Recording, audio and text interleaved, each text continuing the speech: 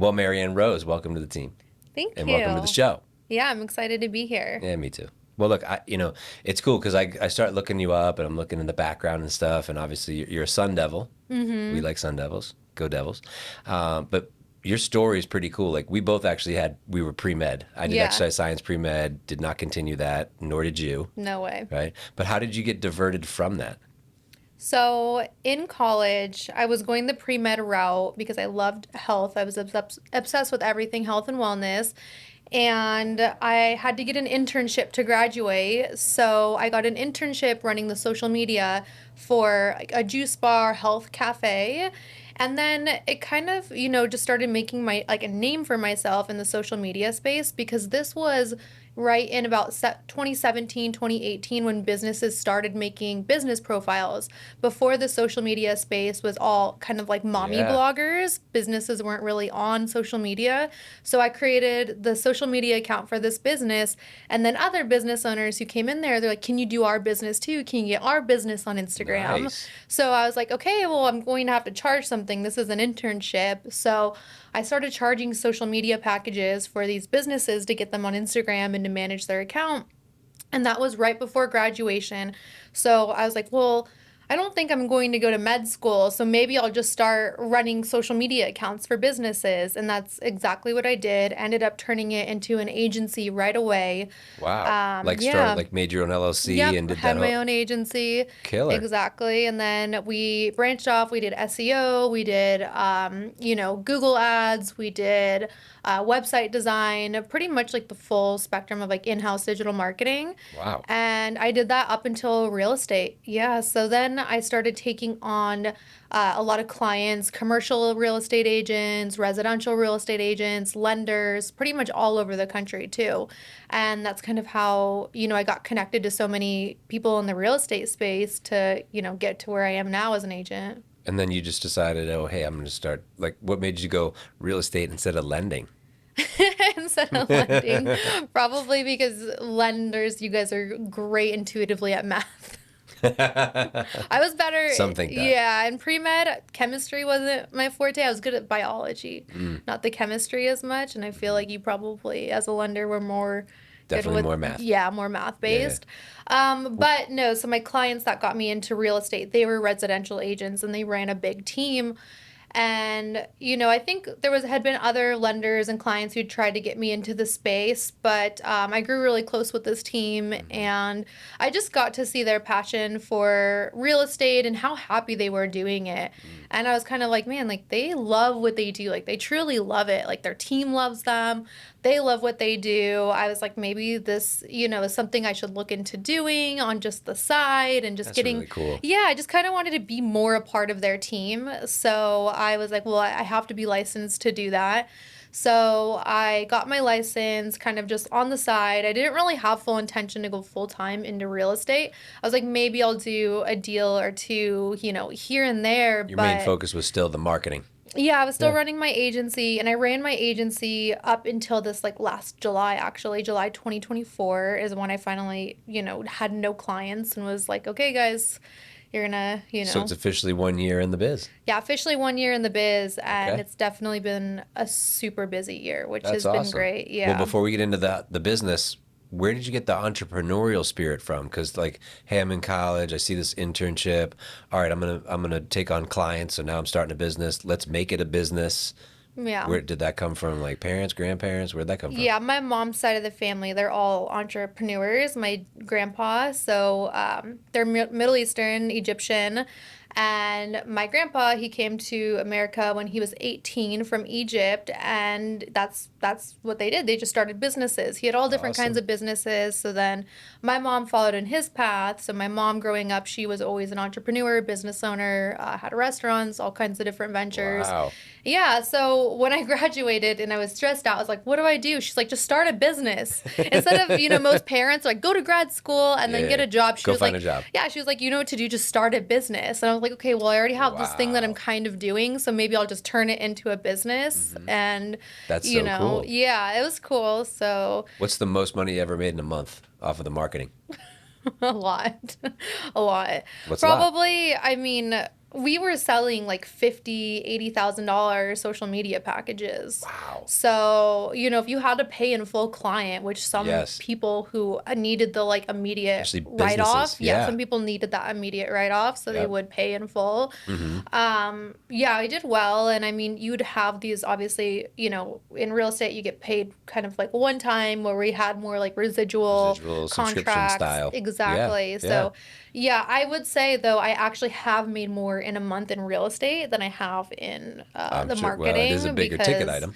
bigger ticket item, Mm-hmm. you get that pay in full once Mm-hmm. it closes. So, yeah, I definitely have had bigger transactions in real Yeah. estate, but still But you don't having get the, that, it's not a yeah, it's not residual monthly. guaranteed. It doesn't Yeah. come in every month on the same day. Right. It's So, different. it's different, But but that wasn't hard to make that leap because you were already in that own mindset of a business owner, which is not exactly. predictable. Yeah, exactly. And I felt like I made all of my business owner mistakes in my agency where I would get a big paycheck. I'd go to Dior, I'd go to Louis Vuitton. I would I would go on trips. I was always traveling, going on trips. And I made all of those mistakes in my agency where I was like, well, I didn't grow because I wasn't reinvesting into the business. I would maybe reinvest here and there.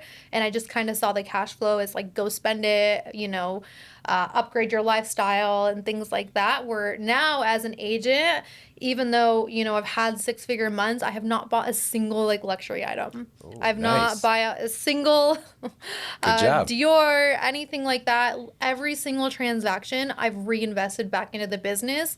And that's why I've grown so much in 1 year. I mean, I would say my business is like 100x so quickly. Wow. But I learned that if you have money coming in, you reinvest. Like Mm-hmm. every single deal that I did in real estate, I reinvested, whether I bought coaching or new assets or anything that would, help a new hire, anything that would help me produce more. That's what Mm-hmm. I did right away. And, it definitely paid off. So I think like for agents who are in that mindset where they're like, I don't want to spend money. It's like, don't look at it as spending money. Look at it as you're investing in your Investment. business and you're growing and you're going Mm-hmm. to get a return from anything that you spend now. So instead of thinking like, oh, I'm going to go on this trip or I'm going to go buy this purse or buy this thing to treat myself, it's like, no, treat your business It's first. not an investment. It's not an investment. Right. And it's like, if you like the agents and lenders who obviously are doing the best in this industry, like they're spending a lot to hit those numbers. Mm-hmm. They have employees, they have people working for them. They have these Marketing. amazing marketing assets, marketing teams, or ISAs, whatever it is. And, you have to be able to invest in those things to get to new levels. Mm-hmm. So I made those mistakes in my agency. And then now into real estate, I know as soon as I have, check come in, it's what am I going to invest next in the business? Yeah. So Awesome. Is there a certain percent now that you're more established a year in, is there a certain percent you're like, hey, I'm going to allocate this to, coaching, this to marketing, this to investments, this to yeah. savings, this to the retirement? Like, I would say that just, anybody should spend 10% of their income on coaching a year. I would say 10% on coaching per year because that's what I did last year. I was like, okay, I made X, Y, and Z. I invested X, Y, and Z into coaching. So I'd said 10% to coaching. I mean, it just depends because our transactions vary in size so much. Like you might have more to invest towards those other things one month Right. than other months. So I Yeah. would say 10% of your overall income into coaching. I have finance people who tell me what to do with the rest. I don't, There it's you not go. my business. I just listen to what they tell me. Yep. But the coaching aspect is huge. I mean, I've spent 25,000 in coaching in just the last year. So from July of 2024 to July of this year, I've spent 25,000 in coaching. Good job. Yeah. What's some of the things you got from doing the coaching? So I honestly focused a lot of my coaching into prospecting and then like listing management. So I've learned how to prospect for listings and then also be a better listing manager and like actually fulfill on those the Oh, listing good. side of the contract. So yeah, I get a majority of my business actually from cold calling and that's what I focused a lot of my coaching into and it's great. I mean, it's definitely made a great return. So Nice. So did you hired a coach to help you with the cold calling, and then did they help you with the data, or where do you get your data from? They showed me the platform that the data comes Okay, from. cool. So So you yeah, pull the list and then you're calling those people. And are correct. these expireds and It canceleds? canceled, expired. We're starting to tap into the for sale by owner space Okay. because it's actually a lot more fruitful than I realized. Mm, But expireds and canceleds have been my game for the last year. okay. Now, how's your team set up? So it's been a year. So you were on a team helping them with the marketing, got licensed. Did you jump off to go solo? Yeah, so, one of the things that that team had maybe been tapping into is there was some talks about a revenue share program with that brokerage, and that Mm, really excited me mm-hmm. because I was like, oh yeah, this makes so much sense. As a marketer, I had so many people that I knew that were top of like MLMs, that they were top of these Right. referral-based businesses, these top recruitment businesses. So like I was very familiar with the model, and it was something that excited me because I was like, okay, it's just everybody recruits. If you have a job at Amazon, somebody recruited you. If you have a job at Google, somebody recruited you. If you have a Mm-hmm. job at Walmart, somebody recruited you because Mm-hmm. that's how large companies work. And I knew, okay, it's either you're, doing the influencing or recruiting, or you're being recruited. Mm, So it's something that I, knew. I once I found out that real estate agents were doing it, I was like, yeah, absolutely, I need to make that part of my business as well.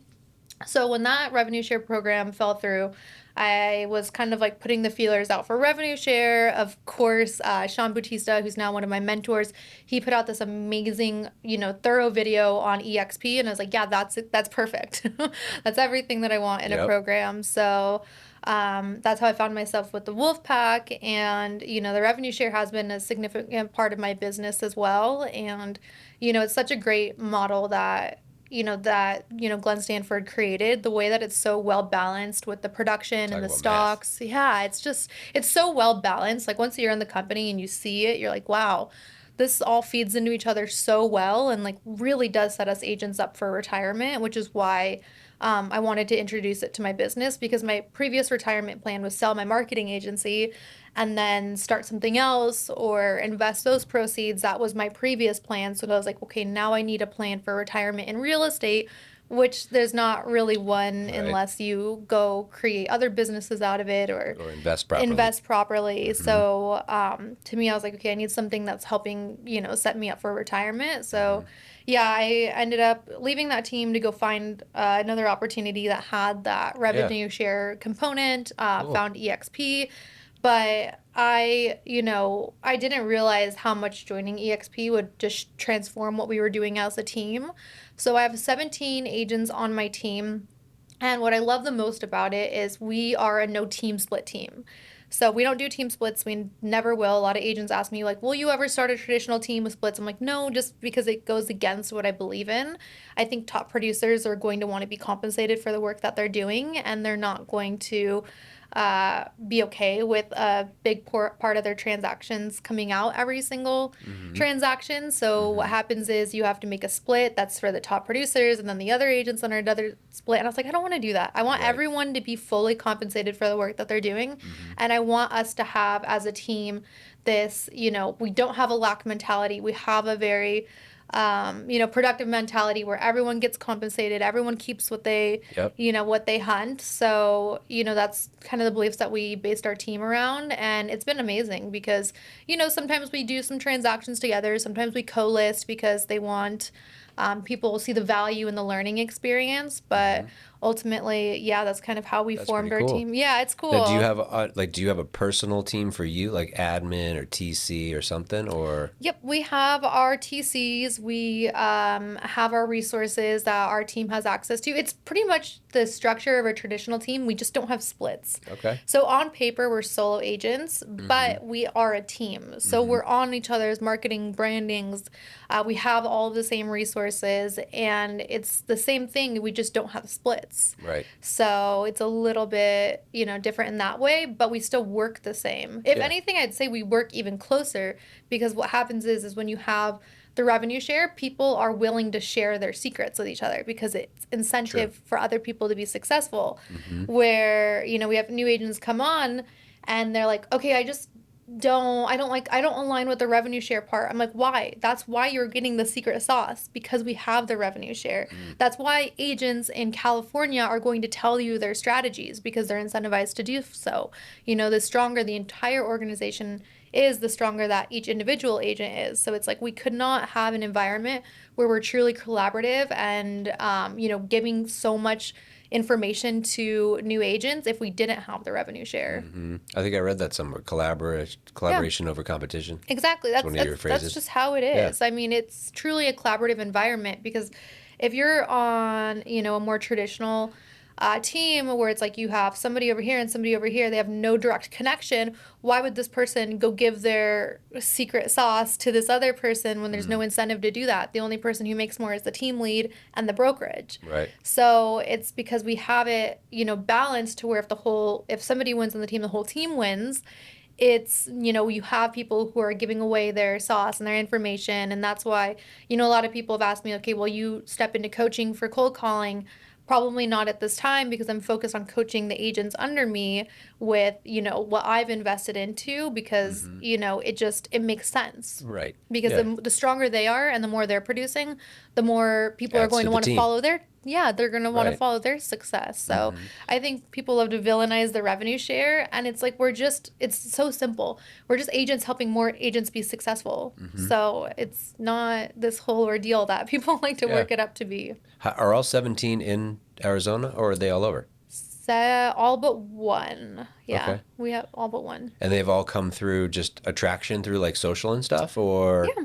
okay. Yeah, through social media, I would say like success follows success. When people see you excelling at one thing, they naturally want to be involved. And I mean, I would just say that the culture of our team it's amazing. I mean, the fact that we have so many women who work together without any cattiness or any drama is like it's so impressive. That's awesome. But that's just the team culture is we all support Right. each other. We all want to see each other win and grow. So yeah, I think just having that it's really strong culture of support and encouragement and collaboration. It naturally draws people in who also value those qualities. Right. So Yeah, you'll attract it. yeah, Do exactly. you guys office out of somewhere, or do you We do. rent So we space somewhere? do our team meetings out of an office in Old Town Scottsdale. Do you do calls out of there too?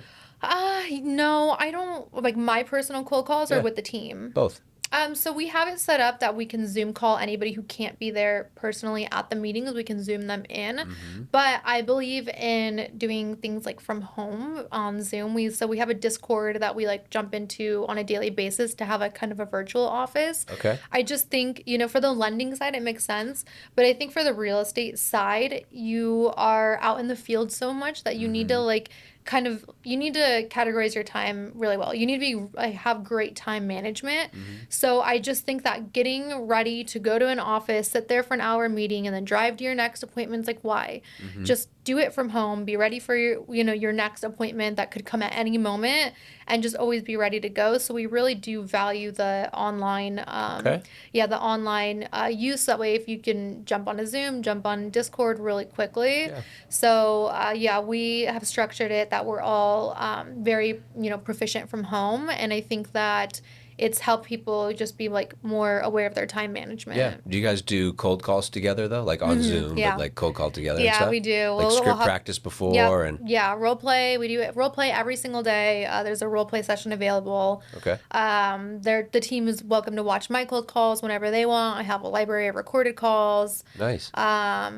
So we do cold call together. They're always, if we're in person, they can watch me call. It's just easier to do it on Zoom Yeah. because you can actually watch what we're doing in the background. So walk me through the process. So we're live on Zoom and Mm-hmm. you guys do some role play and then you call and then let's say you land the listing appointment and it's 2 days from now. Okay. Yeah. Who works up like the listing kit and all that kind of stuff?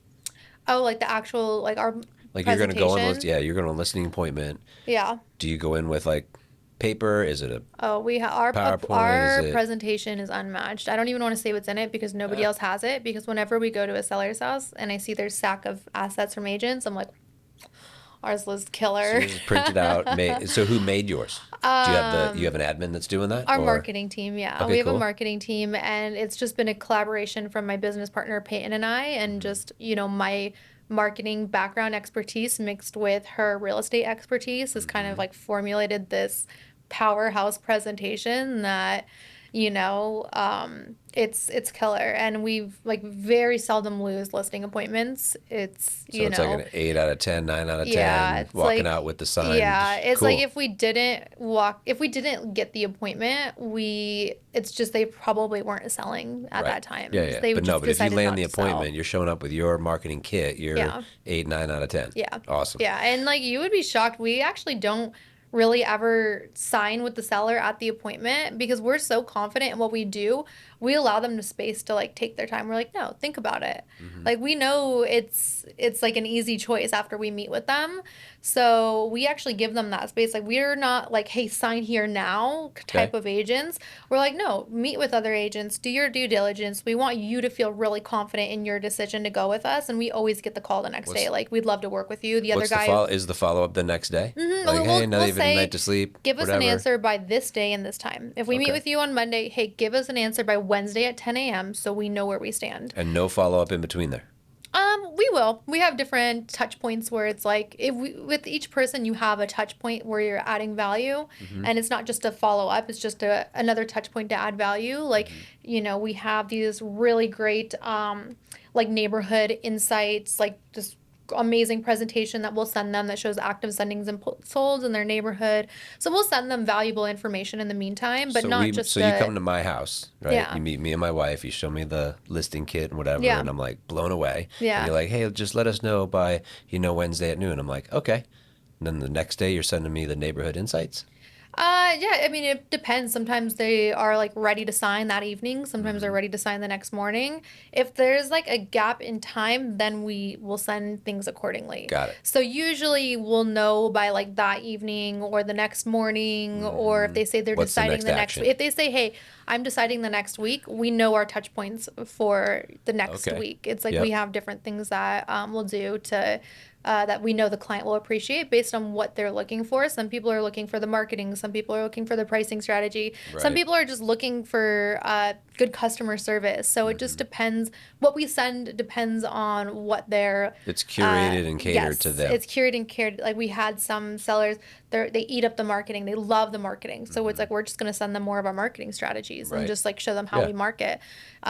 Some people they're very they love like analytics. They love the neighborhood insights. They want to see what their neighbors sold for. They want to see their neighbor's kitchen. They want to see like X, Y, and Z. So it's like Hmm. we'll just really play off of that. Yep.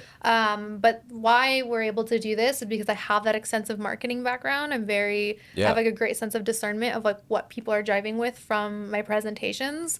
Hmm. So it's like I have that intense marketing background where it's like I know how to read the room and like see what's like kind of like getting their attention when we're dropping all of our Yeah. liners. So Yep. Oh, I love that. yeah, so it's very So I'm jealous because the realtors get face to face with way more clients than we yeah. do. I Oh invite them to yeah. the office. I Mm-hmm. want to get in front of them, but you guys get them for Yeah, sure. a hundred So they percent. sign, they commit with you, they call you up, hey, I'm ready to go. What does that marketing look like to market the property? Other Oh my than like I've gosh. entered in on MLS. It's Like like what's it's extensive. And this is the thing with canceled and expireds. My business partner, she used to be like, well, it's just going to be like these overpriced homes. And I'm like, it's not. Most of the time, it's just their presentation and their marketing that agents don't have like an eye for. And I will say, we have never, had to talk negatively about any other agent during an appointment to get the appointment. I know a lot of people like to play dirty in the cold calling space, but it's like we understand agents are doing what they're doing to the best of their ability. It's to the best of their ability. They don't have the eye for detail and the marketing expertise that we do.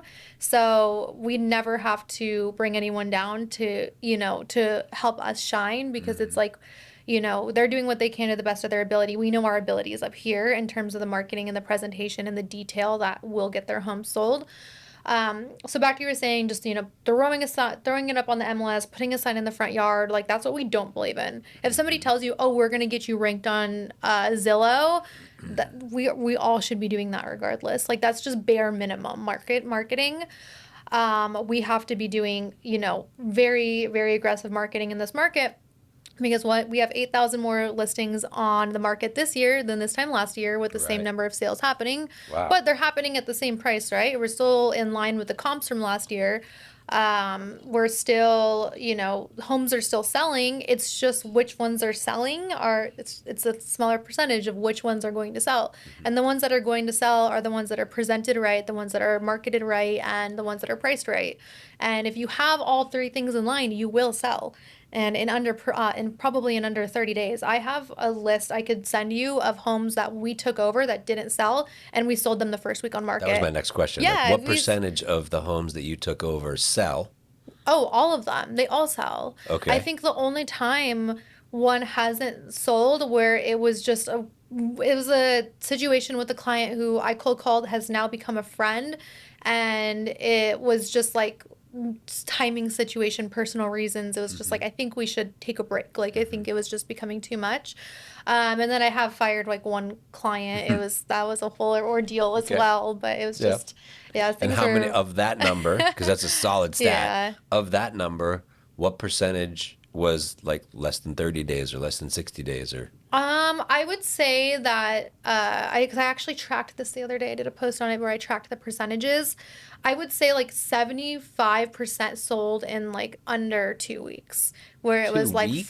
6 days on market, 8 days on market. Wow. Yeah, there was a high percentage that sold really quick. And it was just because they just weren't capturing the buyer's attention in the right way. It was like, Mm-hmm. okay, like you did staging that like is not really appealing. Like, yeah, I get it, your agent Mm-hmm. staged, but like you did this like furniture that buyers in this demographic like they're not going to appreciate and they're not going to like, where it's like having that eye for detail of how to present them. I mean, we had our one in on Coulter Street where it was just like the agent's photos were okay, but the seller had a lot of like dated furniture. She was an older lady, had some dated furniture in there where it's like all, and then like the feedback from her showings were the cabinets were too dark and the fixtures were too dated. And we're like, no, it's not that those were too dated. It was like Mm-hmm. her furniture was making them feel like it was more dated than it was. So we spent 2 days, taking out all of the furniture that might not appeal to buyers, replacing it with more modern stuff. And then that one sold in 28 days after being on the market for, 6 months. And we Mm. sold it at the same price it was on the market for previously. Wow. Yeah. So like we've had ones And you gather all these testimonials, right? So oh you have yeah, all we these, have a so lot of case yeah. studies. We call them case studies because they are case studies where it's like, Mm-hmm. look, we came in and we just had to use a different approach. We had one in Anthem Country Club where the sellers were convinced they had to pay off the solar loan for a buyer to want the home. The buyer's not going to buy it unless they pay off the solar loan. So in their mind, they had this 40 grand that they were just taking off their net right away. Where we just came in with a different strategy. We reorganized the house. We changed, just helped it appeal a little bit more. Did some better photos, better twilight photos, better videos, things like that, marketing assets. But we were like, no, you don't need to pay off the solar. Why would a buyer come and like why would they want 40,000 more on their loan at 7% than this 2% solar loan? So it makes more sense for the buyer to assume the 2% solar loan, take that $40,000 off the purchase price, and they're going to save money that way. So like I don't know where they came up with the idea that I'm sure they were being guided because most There's a agents lot of misinformation yeah, out most there. agents they go to sellers, you're going to have to pay this off. And it's like, no, solar loan assumptions and solar lease assumptions are so easy. Here's a buyer's detail. Escrow calls them. The solar loan calls them. It's really, really easy to do. If they can qualify for a 7% mortgage, they can qualify for a 2% solar loan. So, agents, if then when they tell them, like, you just need to pay off the solar, it's like, that's not always the case. Right. Like, if it's assumable, it makes way more sense for the buyer to assume it. At least to make the call to see if we can do it. Yeah, Like, it's an exactly. option. Yeah, it's an option. And we've done so many solar lease assumptions and solar loan assumptions. It's the simplest thing ever. Hey, real quick, I want to take a time out and say thank you for paying attention. Thanks for listening to the podcast. And Ed, can I ask you a favor? Can you please share the content with other people so we can really grow this thing? This has been a passion project of mine. Really enjoying these interviews. I hope you are too. Please click the share button. So part of your marketing, listing presentation when you go in are these case studies. Yeah, they are these case studies, Love it. which, I would say because I'm, have that digital marketing brain, I am very analytic focused, where I'm like, I'm glad you like me as a person, but like, I don't need you to like me as a person. I need you to appreciate the results that The we're getting and results. like look at the Yes. analytics and what they're saying. Like, if we have a great relationship, amazing. We always do end up having a great relationship, but it's like, I don't want you just to like me and that's why you chose me. It's like, I want you to understand like the results that we're getting and the strategies that we're using, and like appreciate that, and like, you know, trust us to let us guide you through that. Yeah. You know, the ones that we've sold in under a week, it's because the seller fully trusted us to let us do our thing. Yes. They fully trusted us to Surrender. let us go in there and do what we do best,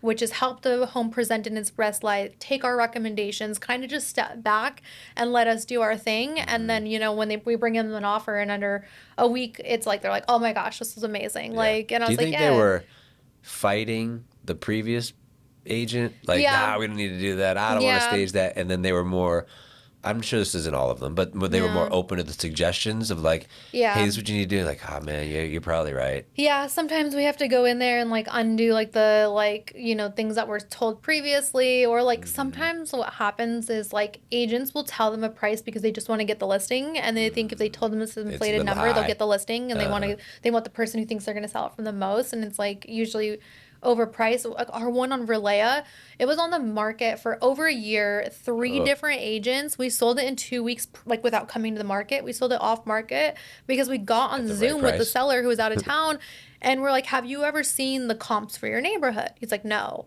I'm like, you've been on the market 3 times for over a year. You've three never seen different the agents, comps. never seen the comps? Never seen the comps. It's like, no. And so we sat down with him. We showed him, hey, 50% of the sales in your neighborhood are non-MLS sales, which tells us investors are buying properties, reselling them, you know, off the market. Like, this is the trend. So, you know, your home's not renovated. It's going to be an investor that's buying it, renovating it, and doing it X, Y, and Z. Here's what they would realistically purchase it for. Are you comfortable with that? Yeah.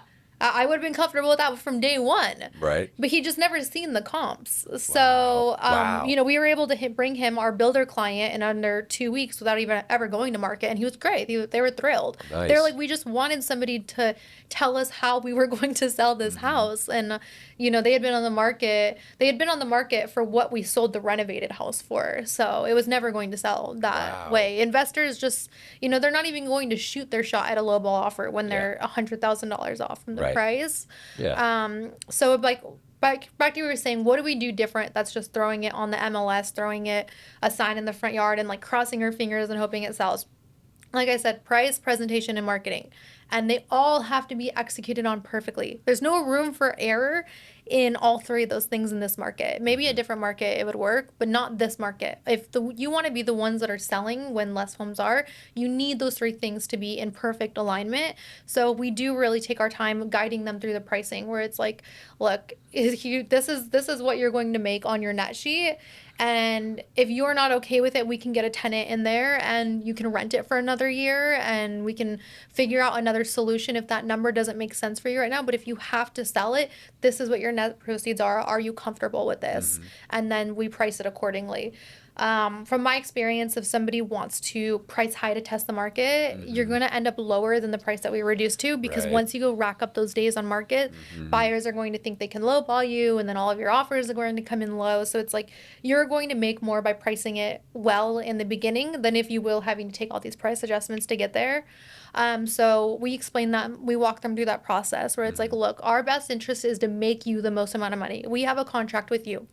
We want to net you the most amount from, you know, your asset. Like, that's our goal here. We're telling you this because that's our goal, not because we just want a quick sale and get our commission in and out quick. It's like, we know if we have to price it here and then take all these price reductions, you're going to end up with a lower offer than if Right. we would have just started here and somebody came in strong, like first week on market. Smart. So our pricing is the first step. Like, hey, like, let's get a price we can agree on. And sometimes, you know, they weren't even overpriced when they were expired. They just weren't presented or marketed well. So that's why we jump into phase 2. So the one that we just sold in Ironwood Village Estates for 1.2, he was on the market twice with 2 other like luxury agents. And the way that they put this listing on market was the most disrespectful thing I've ever seen. Oh. Though I get it, the home was original and needed a full renovation. That doesn't mean you cheap out on the photos. And it's still a $1.2 million home. So we sold it. We came to market at 1.195. We got a full price offer for 1.195 in 6 days when this home had expired with 2 other agents. And All it you did was change the pictures? yeah, we did was we just spent more on the marketing. We helped it. We spent 2 full days like helping this home present better. I mean, the home had some like dated chandeliers. We brought in all of our new like lighting and had a handyman come and change out all the dated chandeliers because we're like, okay, buyers cars are going to walk here, they're going to feel like they're coming out of the 1950s because of these chandeliers, but everything else looked great. It was, everything else was so maintained. We're like, let's get these chandeliers out of here. So we had our handyman come, change out all the light fixtures. Like, they weren't like I got them on like the auction for like $1, but they just looked more modern. And that was like, it's not because they're expensive, it's because of the overall appeal of the home. Where it's like, if you have these things that are obvious and making it look more dated, just get them out of there. Yeah. Like, it's just gonna make them feel like the whole home is from the 1950s, when really the hardwood floors are beautiful. Yeah, the kitchen, it's not like renovated, but it's in great condition. The granite, it's not like the newer granite everyone does, but it's still really quality. So we're like, let's just get these chandeliers out of here. And then it was an older gentleman living here. We're like, let's get anything that doesn't look like it was from 2025 in the garage. And he trusted us to do that. He was like, yeah, none of my agents came in here and moved anything around. We're like, are you okay with us putting this stuff in the garage? He's like, is it going to sell my house? I'm like, yes. So, and it did sell his house in 6 days. So, anything that wasn't, we spent it was a big house. It was a huge house. So, we spent 2 days getting everything that wasn't from the century in the garage, switching